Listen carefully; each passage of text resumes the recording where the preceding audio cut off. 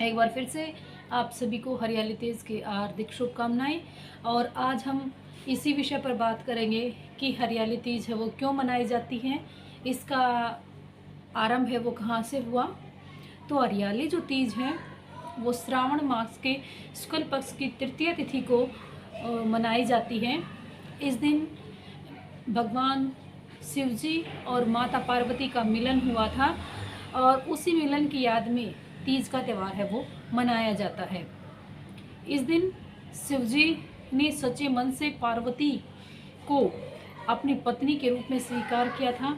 यानी कठोर परिश्रम के बाद माँ पार्वती ने महादेव को पति के रूप में पाने के लिए कठोर तपस्या की थी। उसके लिए उन्होंने 107 जन्म लिए, लेकिन फिर भी उन्हें महादेव को पति के रूप में प्राप्ति नहीं हुई। उसके लिए उन्होंने 108 जन्म लिए और 108वें जन्म में आज के दिन यानी श्रावण पक्ष की तृतीया को भगवान शिव और माता पार्वती का है वो मिलन हुआ और उसी मिलन की याद में ये त्यौहार है वो मनाया जाता है। हमारी भारतीय संस्कृति है वो उसकी अपने आप में एक विभिन्न पहचान है, लेकिन हमारी भारतीय धार्मिक संस्कृति के अनुसार हमारे 7 वार और 9 त्यौहार हैं। सभी 9 त्योहारों का अपना एक अलग महत्व है, अपना एक अलग संदेश है, उसका मनाने का तरीका है वो अलग है। पार्वती की कृपा से जो स्त्री इस दिन व्रत रखती हैं उनके पति की दीर्घायु का वरदान मिलता है माता पार्वती की तरफ से और भगवान शिव जी की तरफ से। और कुंवारी कन्याएं भी जो इस व्रत को करती हैं उनको मनचाहा वर शिव की कृपा से उन्हें प्राप्त होता है। तो इस दिन का काफ़ी बड़ा महत्व है हमारी संस्कृति में और बड़ी धूमधाम से मनाए जाते हैं। प्रत्येक प्रांत में इसका अपना अलग महत्व है। राजस्थान में तीज का त्यौहार है, इस दिन व्रत वगैरह करती हैं। हमारे हरियाणा में जो तीज का त्यौहार है इसको बड़ी धूमधाम से मनाया जाता है। इसका एक अपना अलग ही महत्व है क्योंकि भारतीय संस्कृति में त्योहारों का काफ़ी महत्व है और हमारी संस्कृति के अनुसार तीज त्यौहार पर्व उत्सवों को पूरी तरह से बड़ी धूमधाम से मनाया जाता है। तीज का त्यौहार है ये रंग रंगीली संस्कृति की जान है, हमारी संस्कृति की पहचान है। क्योंकि इस त्यौहार के दिन सुहागिन स्त्रियां हैं वो नए नए कपड़े पहनती हैं, नए नए सूट हैं वो सिलाए जाते हैं, हरी हरी चूड़ियाँ मेहंदी है वो लगाई जाती है और 16 श्रृंगार है वो किए जाते हैं। और झूला डालकर पेड़ों पर कहीं पीपल के पेड़ पर, नीम के पेड़ पर, बरगद के पेड़ पर झूले डालकर, शीशम पे झूले डालकर सुहागिन स्त्रियां हैं वो झूले झूलती हैं। हमारी हरियाणवी संस्कृति की अगर हम बात करते हैं तो हमारे यहाँ पर इस त्यौहार को 15-20 दिन पहले ही इसकी शुरुआत शुरू हो जाती है। सावन मास के आरंभ से ही हमारे यहाँ पर कोथड़ी का आवागमन हो जाता है। वो कहते हैं ना, ले कोथड़ी दे कोथड़ी कि जैसे हमारी कोथड़ी भैया लेके आते, जो नई नवेली दुल्हन होती है उसके ससुराल से उसका सिंधारा आता है, उसके मायके में जाता है और जिसको सिंधारा कहते हैं या जिसका रिश्ता तय हुआ है उसका भी ससुराल की तरफ से शादी से पहले सावन में है वो सिंधारा पहुंचाया जाता है। और उस सिंधारे में मिठाइयाँ, घेवर, ये सवाड़ी, गुलगुले, मटर, मट्ठी, ये सारी चीज़ें हैं वो सिंधारे के अंदर पहुंचाई जाती हैं। फ्रूट्स वगैरह भी पहुंचाए जाते हैं, घेवर वगैरह। तो पताश, मिठी सवा के अंदर मिठाइयाँ होती हैं, फ्रूट्स होते हैं और हमारे कपड़े होते हैं, पहनने के लिए सूट वगैरह होता है, श्रृंगार का सामान होता है। ये सारी चीज़ें हैं हमारे तीज के त्यौहार की पहचान है। और तीज के त्यौहार की सबसे अच्छी मिठाइयाँ भी मानी जाती हैं, रेसिपी मानी जाती हैं। सावन के शुभ अवसर पर बारिश की रिमझार के साथ पूरी तरह से हरी चुनरी ओढ़ के है वो श्रृंगार कर लेती है, यानी हरी चुनरी का श्रृंगार कर लेती है। हमारी पूरी धरती है वो हरियाली से जगमगा उठती है। जो ठूठ पेड़ होते हैं ना जिस पे पत्ते नहीं आते उस पे भी पत्ते हैं वो आ जाते हैं, यानी चारों तरफ हरियाली ही हरियाली है वो छा जाती है। और सावन के मास में हर तरफ समाहित होती है। सावन का महीना ख़त्म होते ही हरी भरी धरती की सौगात भादों के हाथों में सौंप दिया जाता है और शिव जी और पार्वती के पुनर्मिलन के रूप में इस दिन को यादगार के रूप में हरियाली तीज के दिन महिलाएं हैं वो चंद्रमा की पूजा करती हैं और कजरी तीज के दिन है वो महिलाएं नीम के पेड़ की पूजा करती हैं और हरितालिका तीज के दिन यानी आज के दिन ये तीज का त्यौहार है वो मनाया जाता है, जिस दिन बागों में झूले डलते हैं और सभी झूला झूलते हैं। घर में तरह तरह के पकवान हैं वो बनाए जाते हैं और आपस में बांटे जाते हैं मिठाइयाँ। सभी एक दूसरे के साथ मिलकर झूला झूलते हैं और गीत गाते हैं। वहाँ पर मिठाइयाँ हैं वो बांटी जाती हैं और बड़े ही प्यार से सावन के गीतों के साथ झूला झूलते हुए महिलाएं हैं वो इस त्यौहार का आनंद उठाती हैं। तो ये हमारा त्यौहार है, इसकी अपने आप में एक अलग पहचान है, क्योंकि आज इस त्यौहार के दिन चारों तरफ हरियाली होती है, रौनक होती है, घर में पकवानों की खुशबू होती है और सजी हुई महिलाएं यानी श्रृंगार करी हुई महिलाएं हैं वो हर तरफ है वो देखने को मिलती हैं और बागों में झूला झूलती हैं।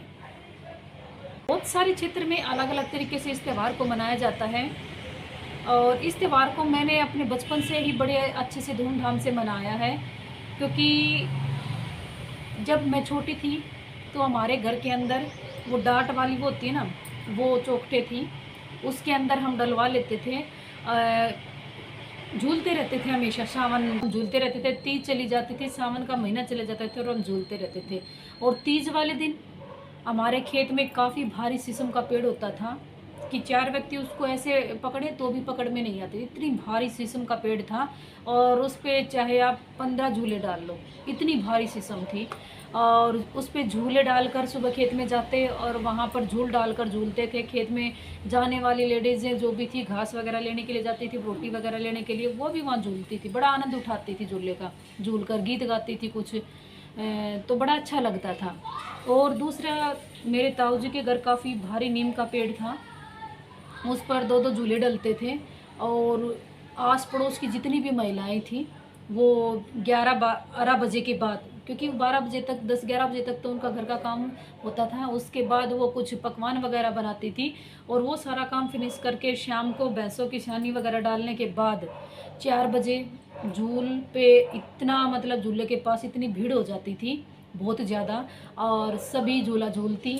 और जो जैसे भाभियाँ थी उनके जो देवरियाँ यानी हमारे जो छोटे भाई थे वो भाभियों को झुलाते थे और भाभियाँ झूलती थी और सभी गीत गाती थी।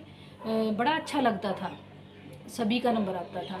एक तरफ बच्चे झूलते थे और एक तरफ महिलाएं हैं वो झूलती थी, तो बड़ा अच्छा लगता था। रात तो हो जाती थी लेकिन झूल से उतरने का नाम नहीं लेते थे, उस दिन रात तक झूलते थे झूला, तो बड़ा अच्छा लगता है उन चीज़ों को याद करते हुए।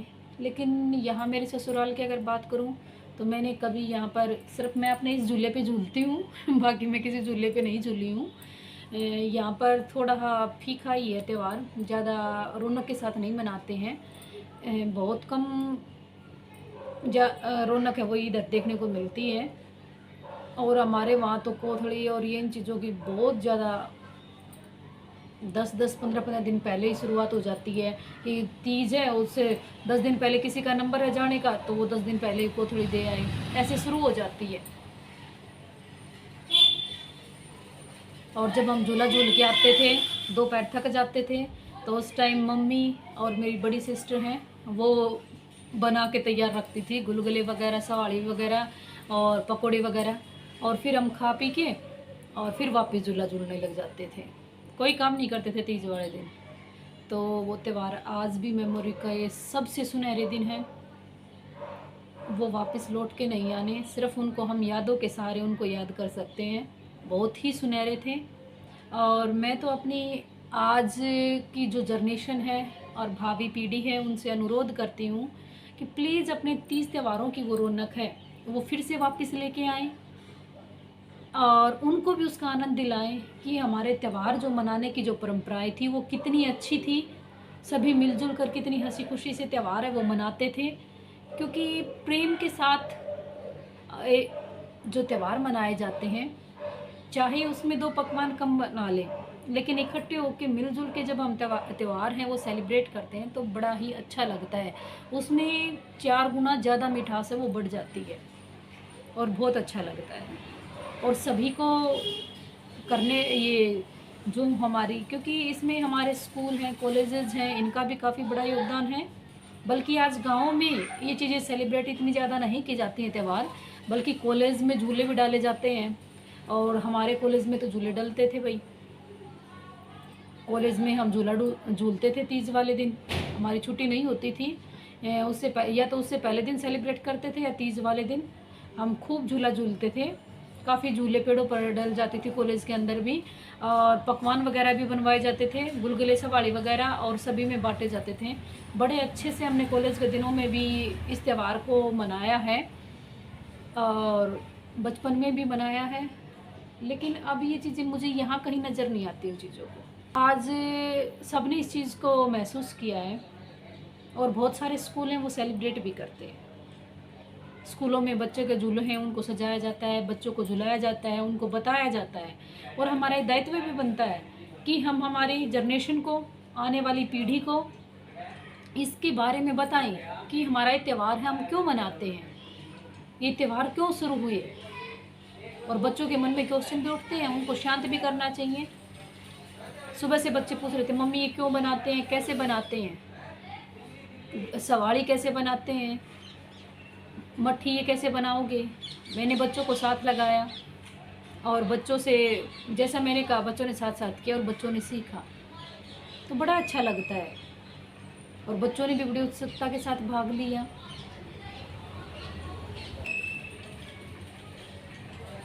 हरियाली तीज का अपना एक अलग महत्व है।